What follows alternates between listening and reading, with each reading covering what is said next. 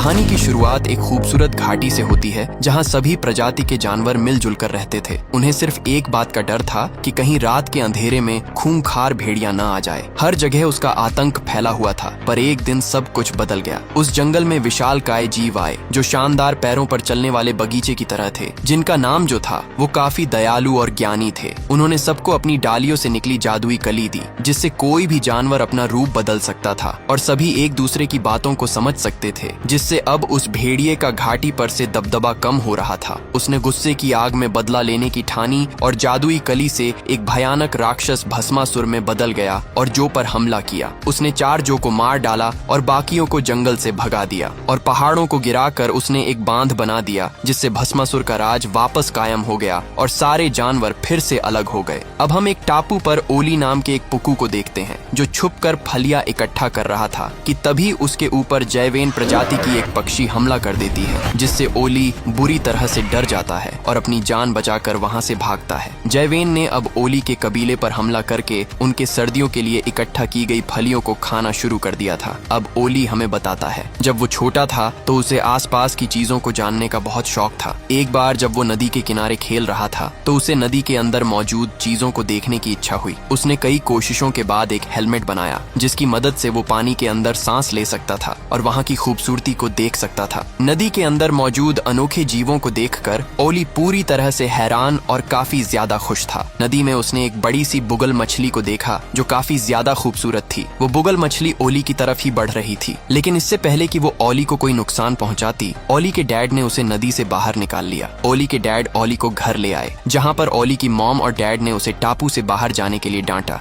क्योंकि टापू से बाहर जाना ओली के लिए खतरनाक साबित हो सकता था। कुछ दिनों बाद पुक्कू टापू पर एक फेस्टिवल का आयोजन किया जाता है, जिसमें उन्होंने सर्दियों के लिए ढेर सारी फलियां इकट्ठा की थीं। ओली को वहां झाड़ियों में एक छोटी जैवेन दिखाई देती है। शुरुआत में तो दोनों एक दूसरे को देखकर डर जाते हैं, पर हिम्मत करके ओली उसके पास जाता है और उसे फलियों को तोड़ना सिखाता है, क्योंकि छोटी जैवेन को फलियां तोड़ना नहीं आता था। लेकिन जल्द ही वो ओली की तरह फलियां तोड़ना सीख जाती है और फलियां खाकर बहुत खुश होती है। ओली भी ये देखकर काफी खुश था, लेकिन अगले ही पल जैवेन अपने पेरेंट्स को भी वहां बुला लेती है और उन्हें फलियां तोड़ने का तरीका बताती है। अब देखते ही देखते वहां पर बहुत सारे जैवेन आ जाते हैं जो फलियां तोड़ना सीखकर उन्हें खाना शुरू कर देते हैं। ओली के डैड भी वहां आ गए थे जो ये सब देख रहे थे और अब उन्हें एहसास होता है कि ओली ने अनजाने में कबीले को बहुत बड़ी मुसीबत में डाल दिया है। जैवेन अब कबीले की सर्दियों के लिए इकट्ठा की गई फलियों को खा रही थीं, जिससे अब सारे पुक्कू सर्दियों में भूखे मरने वाले थे। यही वजह थी कि ओली छुपकर फलियां इकट्ठा करने की कोशिश कर रहा था। तभी उसके ऊपर एक जैवेन हमला कर देती है। ओली जब अपने घर वापस जाता है तो देखता है कि उसके पेरेंट्स और कबीले के सभी लोग फलियों का भंडार खत्म होने की वजह से काफी ज्यादा परेशान थे, क्योंकि जल्द ही अगर उन्हें नई फलियां नहीं मिली तो उन्हें सर्दियों में भूखे मरना होगा। ओली अपने डैड को लाई गई फलियों का बीज देने की कोशिश करता है, लेकिन ओली के डैड उससे इतना नाराज थे कि वो बिना कुछ बोले ही वहाँ से चले जाते हैं। ओली बहुत ज्यादा दुखी था कि तभी उसे याद आता है कि वो अपनी टोकरी में मौजूद कांच से जैवेन की आंखों पर रोशनी करके उन्हें डरा कर भगा सकता है। ओली इसके बाद टूटे हुए कांच लेकर एक छोटी पहाड़ी पर जाता है, जहाँ से वो कांच की मदद से जैवेन की आंखों पर रोशनी करके उन्हें डरा कर वहाँ से भगा देता है। अगले ही पल वही छोटी जैवेन ओली पर हमला कर देती है, जिसे ओली ने फलियां तोड़ना सिखाया था। ओली इस दौरान एक अंधेरी गुफा में गिर जाता है, जहाँ पर उसे एक जादुई कली दिखाई देती है। ओली इस समय डरा हुआ था और जैसे ही वो जादुई कली पर गिरने वाला था, जैवेन को इन सब के लिए कोसने लगता है। गुफा के बाहर से ओली के पेरेंट्स और कबीले के पुक्कू उससे बात करते हैं कि वो ठीक तो है, लेकिन जब किसी तरह वो गुफा से बाहर निकलता है तो अब वो एक जैवेन में बदल गया था। ओली को जैवेन समझकर उसके पेरेंट्स और कबीले के लोग डर कर वहाँ से भागने लगते हैं। ओली उन्हें समझाने की कोशिश करता है कि वो ओली है जो न जाने कैसे एक जैवेन की बॉडी में आ गया है, लेकिन उसके पेरेंट्स को लगता है कि जैवेन ने ओली को खा लिया है, इसलिए जैवेन के अंदर से ओली की आवाज आ रही है और वो उस पर हमला करने लगते हैं। ओली इस समय इतना डरा हुआ था कि वो चट्टान से नीचे गिर जाता है। ओली को जब होश आता है तो वो खुद को एक जैवेन की बॉडी में देखकर काफी ज्यादा परेशान था। उसके सामने एक आईवी नाम की एक जैवेन मौजूद थी। ये वही थी जिसे ओली ने बचपन में फलियां तोड़ना सिखाया था। आईवी अपनी 2 बहनों के साथ आई थी जो ओली को समझाने की कोशिश करती हैं कि उसे उनके साथ जैवेन शिला पर चलना चाहिए, क्योंकि वही उनका घर है और वहाँ पर ओली का इलाज भी कराया जा सकता है। ओली उनके साथ जाने के लिए बिल्कुल भी राजी नहीं था। ओली ये देखकर हैरान था कि अब वो आईवी और घाटी के छोटे जीवों की भाषा भी समझ सकता था। अगले ही पल वहाँ पर आईवी को भेड़ियों के आने का एहसास होता है, इसलिए वो ओली के ऊपर गोबर पोतकर वहाँ से चली जाती है, क्योंकि गोबर की बदबू से वो ओली की स्मेल को सूंघ नहीं पाते और ओली की जान बच जाती है। अब ओली जब नदी के किनारे अपने शरीर पर लगे गोबर को साफ कर रहा होता है तो वहाँ पर वही विशाल बुगल फिश आ जाती है जिसे ओली ने बचपन में नदी में देखा था। ओली अब बुगल की बात भी समझ सकता था, इसलिए बुगल से बात करके ओली उसे बताता है कि किस प्रकार वो एक अंधेरी गुफा में जादुई कली से टकराने की वजह से एक जैवेन में बदल गया। बूगो ओली से काफी फ्रेंडली बात करता है और उसे झाड़ियों के पीछे एक मरे हुए पेड़ के पास मौजूद जादुई कली के बारे में बताता है। ओली ये सुनकर बहुत खुश होता है और जादुई कली को ढूंढने के लिए निकल जाता है, क्योंकि जादुई कली की मदद से ही वो अपने असली रूप में वापस आ सकता था। रास्ते में ओली को आईवी मिलती है जो ओली से बात करना चाहती थी, लेकिन इस समय ओली किसी भी तरह जादुई कली को हासिल करके अपने असली रूप में आना चाहता था। जल्द ही वो दोनों जादुई कली के पास पहुंच जाते हैं। आईवी ओली की बातों को सीरियस नहीं ले रही थी, इसीलिए वो जादुई कली के पास जाकर उसे छू लेती है और मजाक में बोलती है कि इसे छूकर आप एक पुक्कू में बदल जाएंगे। लेकिन ऐसा कहते ही आईवी खुद एक पुक्कू में बदल जाती है। आईवी खुद को एक पुक्कू के रूप में देखकर पूरी तरह से हैरान होने के साथ साथ काफी डर भी जाती है। वहीं ओली आईवी से काफी ज्यादा गुस्सा था, क्योंकि आईवी ने उसके अपने असली रूप में वापस आने के सपने को तोड़ दिया था। अब ओली किसी भी तरह आईवी से पीछा छुड़ाना चाहता था, लेकिन आईवी ओली के पीछे आती है, क्योंकि अब वो खुद भी अपने असली रूप में आना चाहती थी। अब ओली वापस से बूगल के पास जाता है और उससे एक और जादुई कली के बारे में पूछता है। आईवी बूगो को बात करता देखकर हैरान हुई, क्योंकि अब वो भी घाटी के सभी जीवों की भाषा समझ सकती थी। बूगो ओली को बताता है कि दूसरी जादुई कली महान जो और महान झरने के पास है। जो और महान झरना दोनों ही काफी ऊंचाई पर और दूर मौजूद थे और वो उन्हें वहाँ मौजूद खतरे के बारे में भी बताने वाला था। पर इससे पहले ही आईवी और ओली जादुई कली की खोज में वहाँ से निकल जाते हैं। नई बॉडी और पंखों की वजह से ओली को चट्टानों पर चढ़ने में काफी ज्यादा प्रॉब्लम हो रही थी। आईवी उसे उड़ने की सलाह देती है, लेकिन वो आईवी की बातों पर ध्यान नहीं देता, क्योंकि उसे उड़ना नहीं आता। रास्ते में भेड़िए उनके ऊपर हमला कर देते हैं, जिनसे ओली और आईवी किसी तरह अपनी जान बचाकर वहाँ से भागते हैं। लेकिन इस दौरान वो एक गुफा के अंदर आ जाते हैं, जिसके अंदर भेड़िए नहीं आ रहे थे, क्योंकि उस गुफा के अंदर जहरीले रूट स्नेक रहा करते थे जो बिल्कुल रूट की तरह दिखते थे, इसीलिए उनके दोनों तरफ मौत थी। गुफा के अंदर सांप और बाहर भेड़िए खड़े थे, इसलिए ओली और आईवी सांपों से बचकर गुफा की दूसरी तरफ से निकलने का फैसला करते हैं। पुक्कू बनने के बाद आईवी के अंदर सूंघने की अद्भुत शक्ति आ गई थी, इसलिए वो सूंघकर ओली को बताती है कि गुफा में कहाँ पर सांप हैं और कहाँ पर पेड़ों की जड़ें हैं। वो दोनों साथ में मिलकर गुफा की दूसरी तरफ निकलने में कामयाब हो जाते हैं, जिससे वो दोनों काफी खुश थे। लेकिन अगले ही पल गुफा की दूसरी तरफ से भेड़िए जोर से चिल्लाने लगते हैं, जिससे रूट स्नेक जाग जाते हैं और ओली आईवी पर हमला करने के लिए उनकी तरफ बढ़ना शुरू कर देते हैं। ओली और आईवी जहरीले सांपों से बचकर गुफा की दूसरी तरफ से बाहर निकल जाते हैं, लेकिन गुफा के नीचे गहरी खाई थी और इस समय वो दोनों एक सूखे पेड़ की टहनी पर थे। जहरीले सांप लगातार उनकी तरफ आगे बढ़ रहे थे और ओली को कुछ भी समझ नहीं आ रहा था कि वो क्या करे कि तभी आईवी ओली को धक्का दे देती है और खुद भी नीचे कूद जाती है। अब वो दोनों तेजी से गहरी खाई में गिर रहे थे। ओली बुरी तरह से डरा हुआ था, लेकिन आईवी ओली को विश्वास दिलाती है कि वो उड़ सकता है। आईवी की मदद से ओली जल्द ही उड़ना सीख जाता है और वो आईवी को लेकर एक ऊंची चट्टान पर सुरक्षित पहुंच जाता है। ओली इस समय काफी खुश था,